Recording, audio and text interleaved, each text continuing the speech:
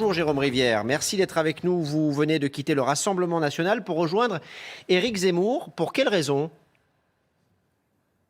Bonjour, merci de me recevoir. Écoutez, pour deux raisons essentielles. Les premières, c'est des raisons de conviction. Je trouve que Éric Zemmour, lorsqu'il est rentré en campagne à la fin de l'année dernière, a posé un constat de la situation de la France qui correspond à mes convictions les plus profondes. Il a bien sûr parlé d'immigration, sujet dans lequel Marine Le Pen parle aussi avec talent, mais il a aussi parlé de sujets de société, comme la lutte contre la grossesse pour autrui, la lutte contre la théorie du genre, qui me semblent des sujets qui n'étaient pas prioritaires dans la campagne de Marine Le Pen.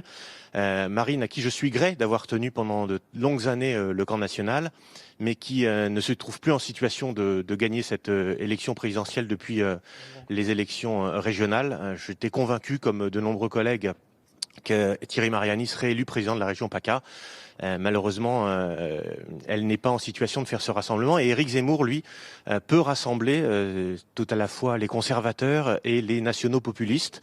Je crois que ce peuple de droite a besoin d'avoir une victoire, le droit d'avoir une victoire, et c'est lui qui peut le mieux l'incarner. Voilà, ce sont, en résumé, en quelques secondes, les raisons essentielles de mon ralliement. Marine Le Pen, qui était en direct il y a un instant sur LCI, au sujet de votre départ, voici ce qu'elle a dit. C'est pas son ralliement à lui qui va en entraîner d'autres. Peut-être y aura-t-il une ou deux personnes qui, d'ailleurs souvent pour les mêmes raisons, hein, c'est-à-dire on n'a pas obtenu, on réclame, on n'a pas obtenu ce qu'on a réclamé, et donc comme on n'a pas obtenu ce qu'on a réclamé, on va ailleurs. Il y a une espèce de vent de mercenariat dans la vie politique française qui ne touche pas d'ailleurs que le Rassemblement national. Il y aura zéro impact politique parce que Jérôme Rivière avait zéro impact politique au Rassemblement national, donc je ne crois pas qu'il en est en dehors du Rassemblement national. Oui. Vous êtes un mercenaire, monsieur Rivière, c'est ce que dit Madame Le Pen sur LCI. Qu'est-ce que vous lui répondez ? Je comprends son amertume, c'est effectivement toujours un peu difficile et derrière, quand vous connaissez l'adage, quand on veut tuer son chien, on dit qu'il a la rage. Le Rassemblement national, c'est 23 parlementaires européens, 6 parlementaires français. J'ai été pendant plus de 2 ans et demi le patron de ces 23 parlementaires européens.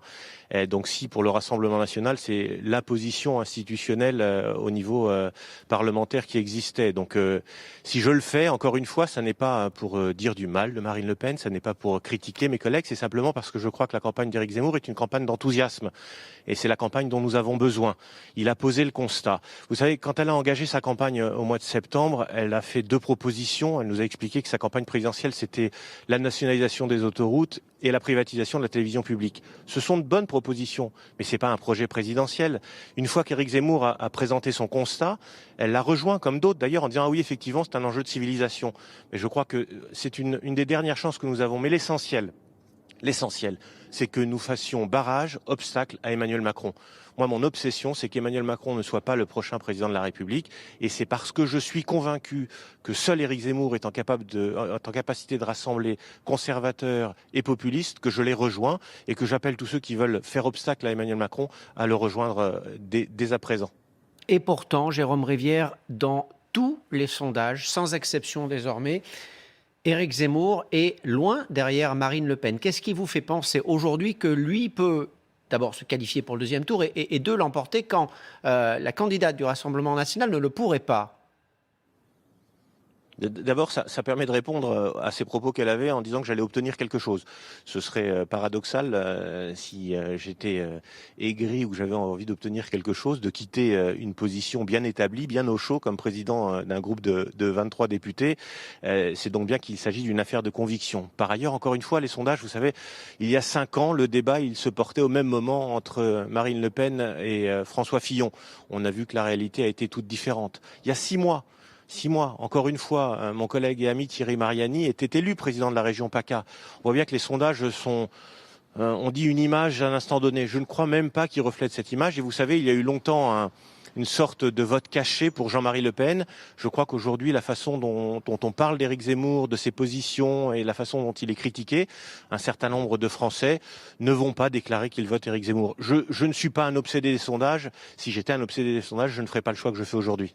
Vous quittez le Rassemblement national, ce sera ma dernière question parce que, et je schématise un peu, vous êtes aigri, c'est ce que semble penser Marine Le Pen. Elle dit, vous n'avez pas obtenu des choses que vous demandiez.